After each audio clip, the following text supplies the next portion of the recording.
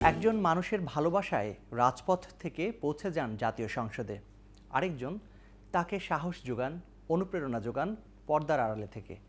জীবনের এমন না বলা অনেক গল্প নিয়েই আজ স্টার নিউজের বিশেষ আয়োজন স্টার গেস্টে মুখোমুখি হয়েছেন ঢাকা ১৮ আসন থেকে নির্বাচিত সংসদ সদস্য এস এম জাহাঙ্গীর হোসেন এবং তার সহধর্মিণী লাভলি ভাবি। আমরা শুনবো তাদের জীবনের গল্প। আপনাদের দুজনকে স্বাগত। আপনাকে স্বাগত। আপনাকে ধন্যবাদ, স্টার টিভিকে ধন্যবাদ, স্টার টিভির সমস্ত কলাকৌশলীদেরকে ধন্যবাদ।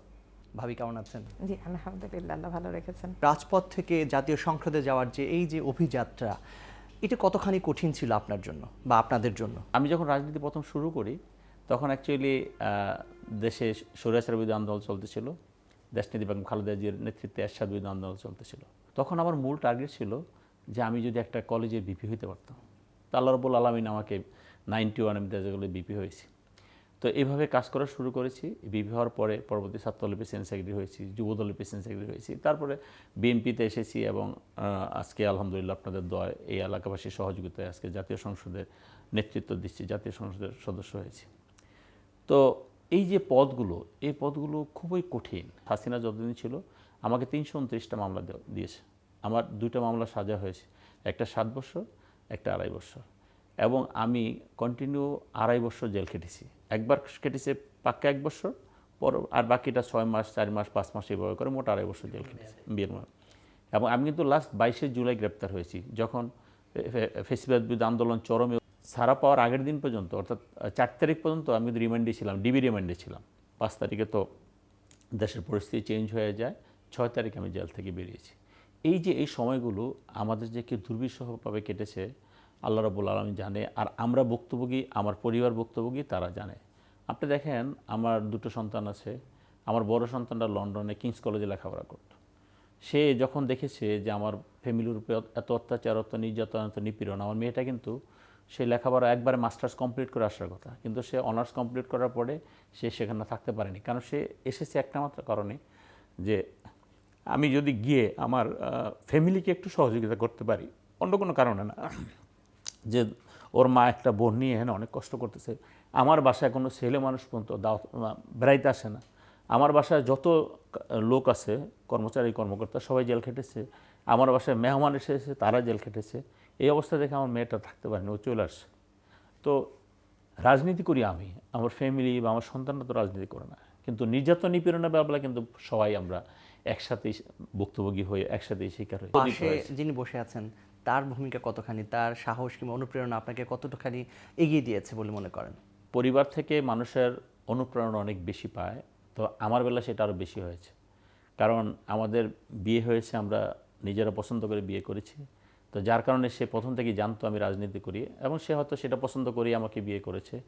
বিয়ে করার পর থেকে কিন্তু আসলে বিভিন্ন রকম, যেমন আমার বিয়ে হয়েছে 94-এ, 96 93-তে, 93 ভাই অ্যানিভার্সারি মনে হয় ভুলে যান। 93-তে বিয়ে হয়েছে, এবং দেখেন 96 আওয়ামী লীগ ক্ষমতায় আসলো। তারপরে সেই ফেরারি জীবন, তারপরে রাজনীতি করি, বিভিন্ন রকম তো সমস্যা থাকি।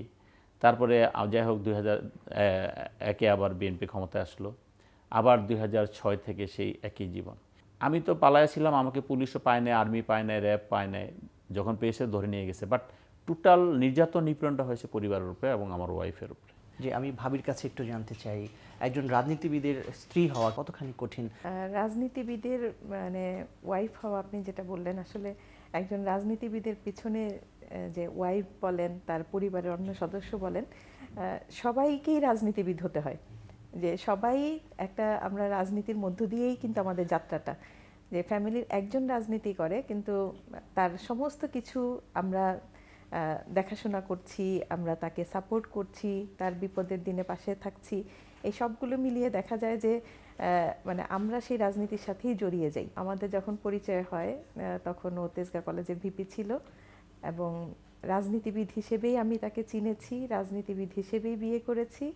এবং আমাদের পরবর্তী যেই স্ট্রাগলগুলো, আমি মনে করি যে ওটা আমাদের জীবনের একটা অবিচ্ছেদ্য অংশই ছিল, কারণ আমি দেখেই নিয়েছি যে সে রাজনীতিবিদ।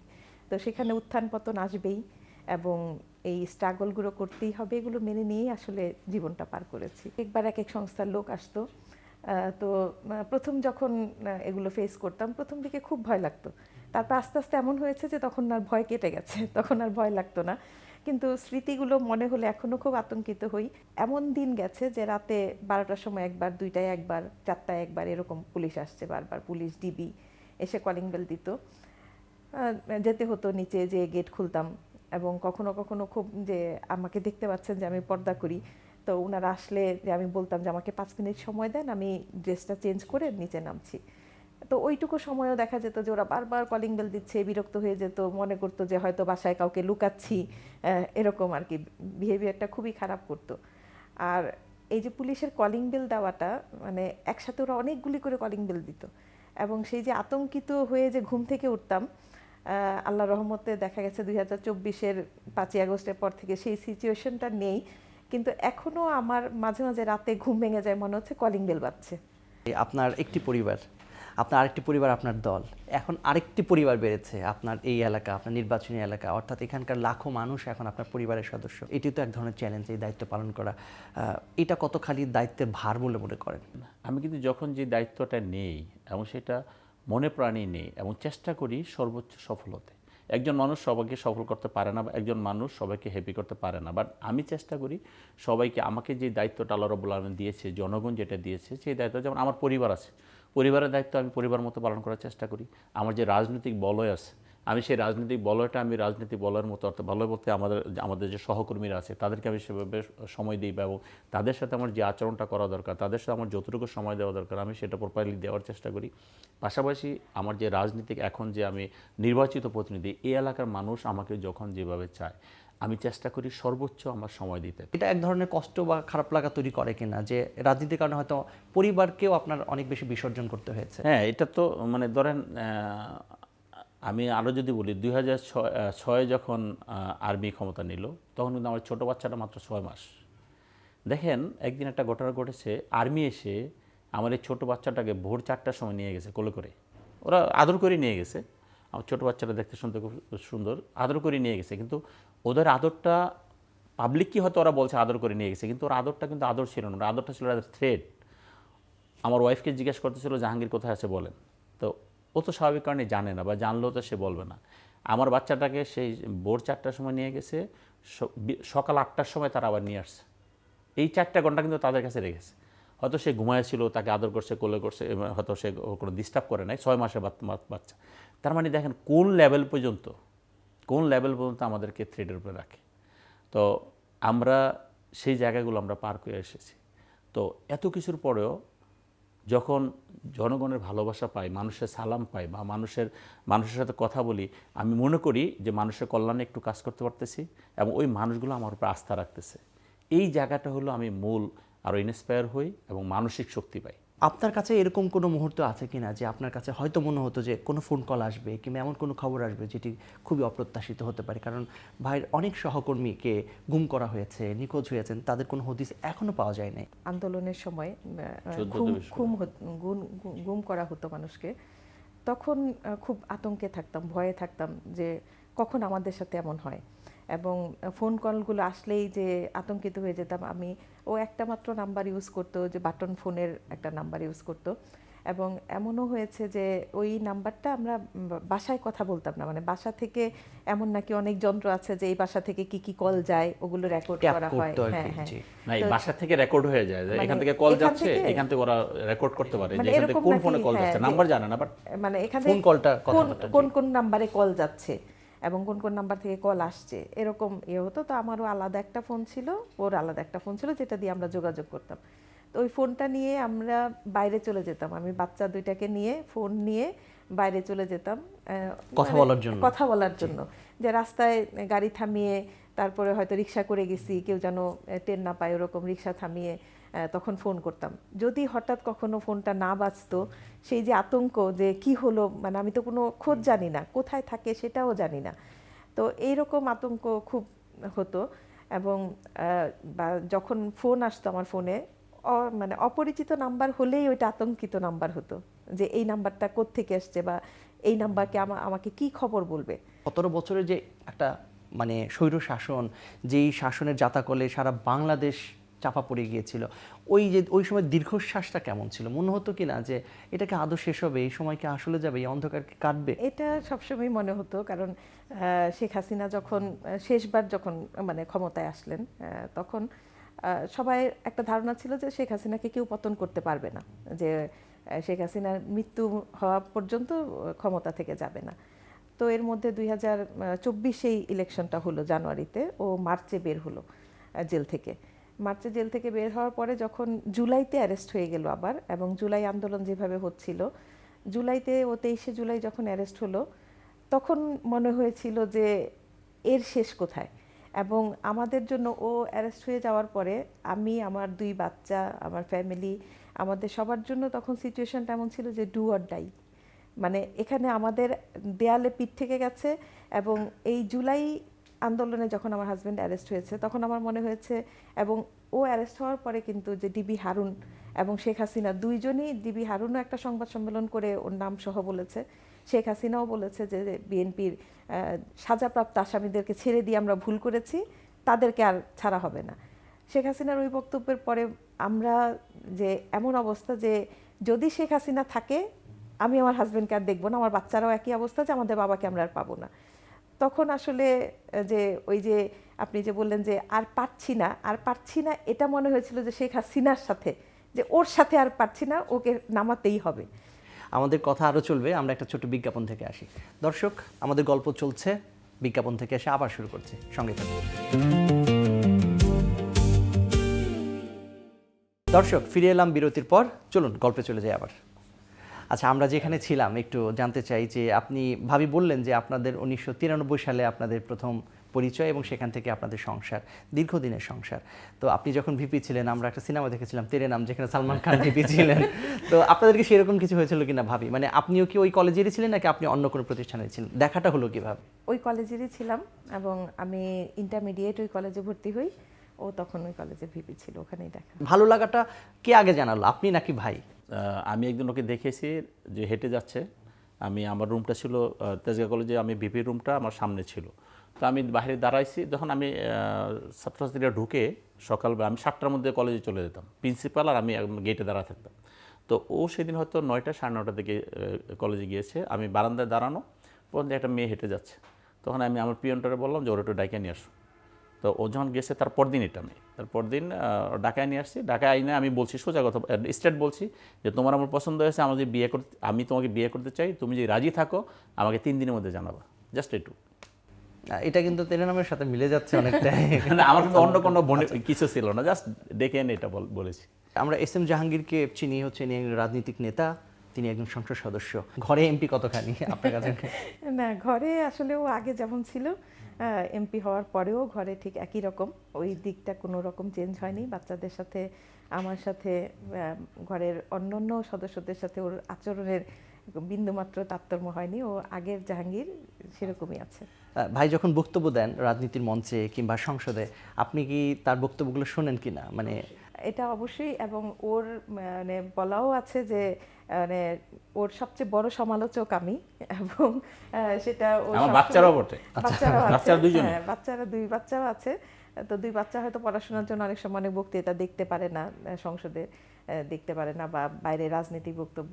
ও যখনই যেই বক্তব্য দেয়, বাসায় একটু হলেও আলোচনা করে যায় যে আজকে এরকম, এই বিষয় এরকম, এবং আমি ওই বক্তব্যটা ভালো করে শুনি।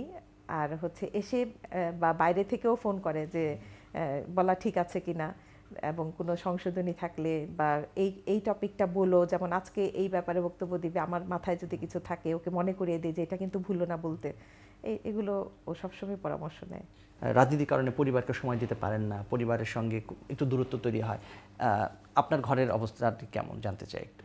পরিবারের সাথে দূরত্ব হওয়ার ওর যে জায়গাগুলো, সেগুলো আমাকে ফিল আপ করতে হয়, এবং ওর সবসময়ই যে ওই যে পালিয়ে থাকা, জেলে থাকা, ও সংসারটা পুরোপুরি আমার উপরে ছেড়ে দিয়েছে একদম প্রথম থেকেই।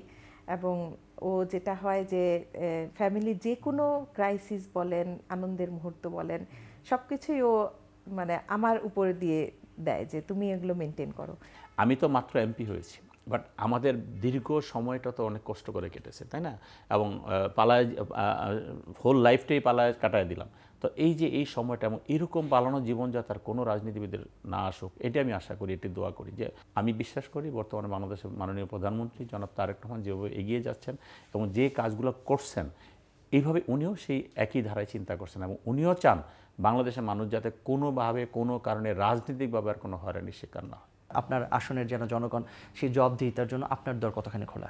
আমার দরজা সবসময় খোলা ছিল জনগণের জন্য, এখনও দরজা খোলা আছে। এবং আপনি দেখেছেন আমরা যে আমি সংসদে যে কথাগুলো বলেছি, আমাদের মাননীয় প্রধানমন্ত্রী জনাব তারেক রহমান আমার 6টা সাবজেক্টকে গুরুত্ব দিয়ে, আমি যেমন ডিউ লেটার দিয়েছি ওনাকে, উনি মন্ত্রণালয়ে ডিউ লেটার দিয়েছে। তার মানে আমি জনগণকে নিয়ে সবসময় কাজ করি এবং জনগণের, আমি প্রথম একটা কথা বলেছি, জনগণের যে আস্থা আমার উপরে রেখেছে সেই আস্থার প্রতিফলন ঘটানোর জন্য আমার যা যা করণীয় আমি সেভাবে কাজ করে যাচ্ছি।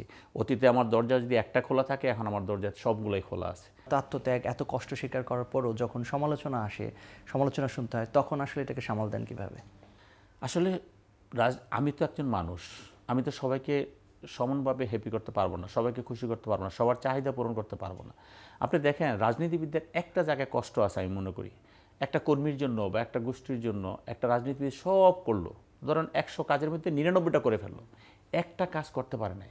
এই যে 99টা কাজ করলো, মনে করে যে না উনি কোনো কাজই করেন নাই। প্রতিটা রাজনীতিবিদেরই একটা জায়গায় কষ্ট আছে। প্রতিটা কর্মীর জন্য আমরা চেষ্টা করি, সবাই চেষ্টা করে, বাট এই জায়গাটা একটা কষ্ট প্রতিটা রাজনীতিবিদ আমার মনে হয় থেকে যায়। কাজে আমার কথাটা হলো যে যারা আমাদের কর্মী, যারা আমার সমর্থক বা যারা আমাদের সাথে রাজনীতি করে বা যারা আমার ওয়েল উইশার, তাদেরকেও বুঝতে হবে যে একটা মানুষ সব জায়গায় সফল হয় না, কিন্তু যেই মানুষটা সফল হওয়ার জন্য চেষ্টা করে তাকে সহযোগিতা করতে হবে। আমি একবার পারিনি, দ্বিতীয়বার পারিনি, তৃতীয়বার তো পারবো, চতুর্থবার তো পারতে হবে। আমাকে পারার সুযোগটা করে দিতে হবে এবং সেটা করে দিতে হবে জনগণকে, এবং যে আপনাকে ভালোবাসে তাকে সুযোগটা করে দিতে হবে। হ্যাঁ, আমারও সেই সুযোগটা নেওয়ার জন্য চেষ্টা করতে হবে। এই জায়গাটা আমাদের একটা ক্লোজ সমন্বয় থাকা দরকার আমি মনে করি। আমি যদি আপনাকে 3টি ক্রাইটেরিয়া দিই, যে স্বামী হিসেবে এবং রাজনীতিবিদ হিসেবে এবং বাবা হিসেবে, এই 3টি ক্রাইটেরিয়াতে তাকে মানে কোনটাতে আপনি কত দিবেন? 10-এ কত দিবেন? 3টা ক্রাইটেরিয়াতে প্রথমে মানে আপনি 10-এর মধ্যে এরকম না রেখে আমি যদি বলি যে মানে অর্ডার হিসেবে যদি সাজাই, তাহলে হচ্ছে ও প্রথম রাজনীতিবিদ। মানে ওর সব কিছুই রাজনীতি কেন্দ্রিক।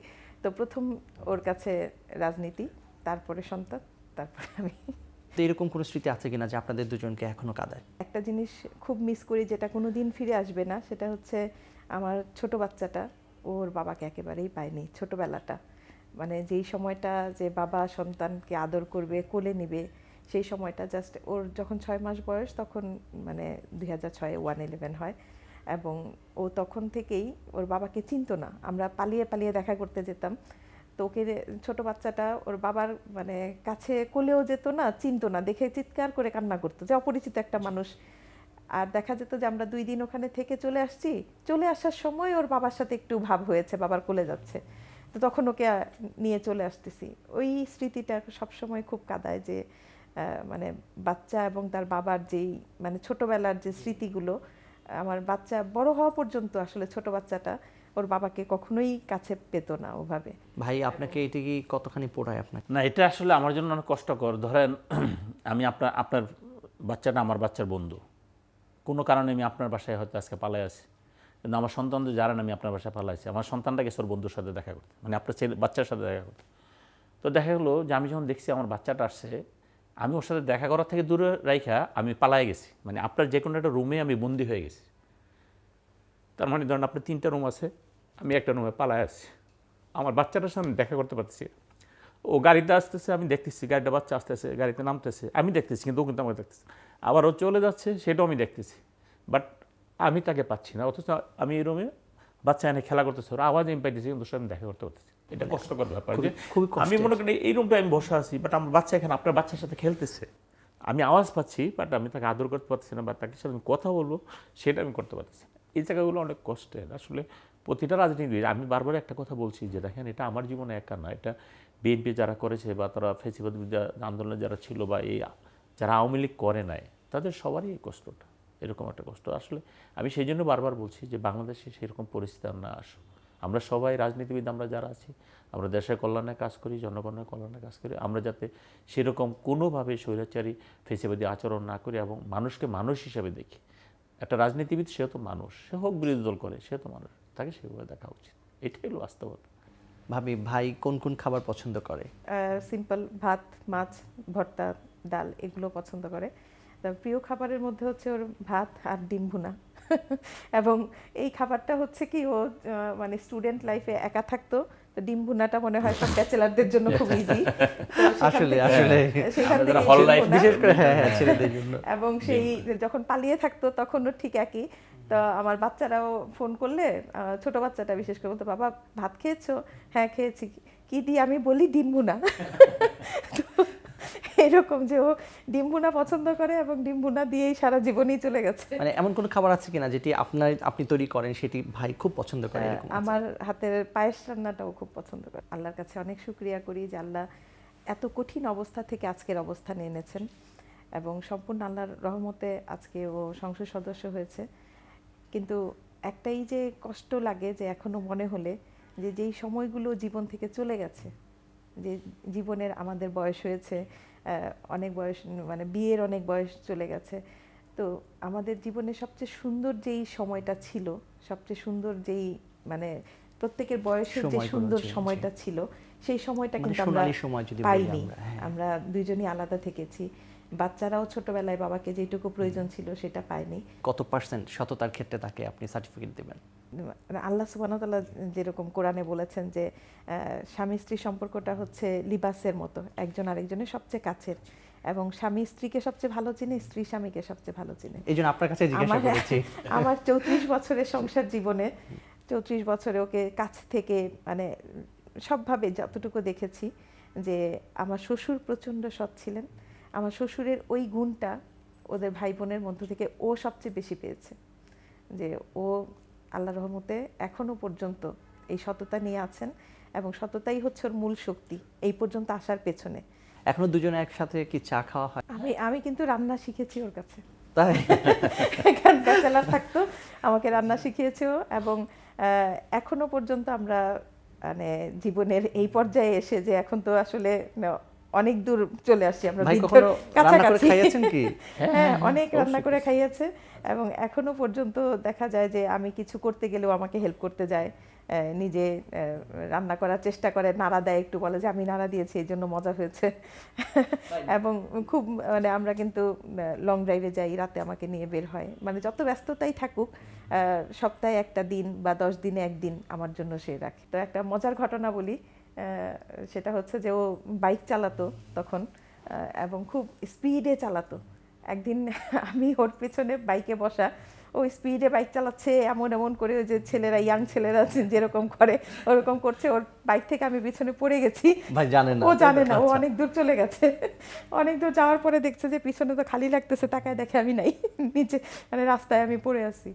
তো এরকম মজার কিছু ঘটনা আছে। না পরে ভাই কি হলো এটা আবার কখন গিয়ে মানে মনে হলো? না বেশি দূরে যায়নি, মানে ও দাঁড়াই ছিল, পুরোনি একদম ইয়াজার পড়ে যান না, হয়ে যায় না, পড়ে গিয়ে দাঁড়ায় গেছে আর কি, আমি আবার এসে ঘুরে নিয়ে গেছে আর কি। আপনারা দুজন সামনে আপনাদের জীবনকে কিভাবে দেখতে চান? আমরা যেটা চাই সেটা হয়তো অনেক সময় লাগবে, কিন্তু হবে ইনশাআল্লাহ। আমরা দুর্নীতিমুক্ত এবং সোশ্যাল সিকিউর একটা সমাজ ব্যবস্থা দেখতে চাই, যেখানে এই অন্যায়, অবিচার, অত্যাচার থাকবে না এবং মানুষ স্বাচ্ছন্দ্যে চলাফেরা করতে পারবে। আমার সন্তান যখন স্কুলে যাবে, আমি আর সন্তানকে নিয়ে চিন্তা করতে হবে যে সন্তানটা সুস্থভাবে ফিরে আসবে কিনা। আমি বিশ্বাস করি আমাদের মাননীয় প্রধানমন্ত্রী যেভাবে কাজ করে যাচ্ছেন, সোশ্যাল সিকিউরিটি, দুর্নীতিমুক্ত এবং মানুষদের মানবিক বোধটা যদি নিজের বিবেকের ভিতরে আনতে পারি, তাহলে হয়তো আমরা সেই পরিবর্তনটা দেখতে পারবো অল্প সময়, আর যদি না পারি হয়তো অনেক সময় লাগবে। কেমন বাংলাদেশ দেখতে চাই? যে দুর্নীতিমুক্ত এবং সুন্দর একটা যে সোশ্যাল সিকিউরিটি একটা বাংলাদেশ যদি হয়, তাহলে আমার কাছে মনে হবে যে ব্যক্তিগতভাবে যে আমরা যেই কষ্টটা করে আসছি এই দীর্ঘ সময়, যে আন্দোলন সংগ্রাম, তারপরে হচ্ছে জেল, জুলুম, অত্যাচার, ওর উপরে অনেক শারীরিক নির্যাতন হয়েছে, এগুলো সব মিলিয়ে যে যদি বাংলাদেশটা একটা দুর্নীতিমুক্ত সুন্দর বাংলাদেশ হয় এবং আমরা যদি সেটা দেখে যেতে পারি, তখনই মনে করব যে আমাদের এই পুরো জীবনটা স্যাক্রিফাইস করা সার্থক হয়েছে। আপনাদের দুজনকে অনেক অনেক ধন্যবাদ। শতাই হোক আপনাদের এই যুগল পথ চলা। আবার নিশ্চয়ই দেখা হবে। আপনাকে ইনশাআল্লাহ। অনেক ধন্যবাদ। আপনাকে ধন্যবাদ। আপনারা অনেক কষ্ট করে আজকে আমাদের সাথে কথা বলছেন। আপনাদের সহ আমাদের যে সুন্দর কলা কৌশলের আছে সকলকে ধন্যবাদ জানাচ্ছি, কৃতজ্ঞতা স্বীকার করছি। আসসালামু আলাইকুম। অনেক শুভকামনা। দর্শক, আজকের মতো বিদায় নিচ্ছি, আমাদের সাথেই থাকুন।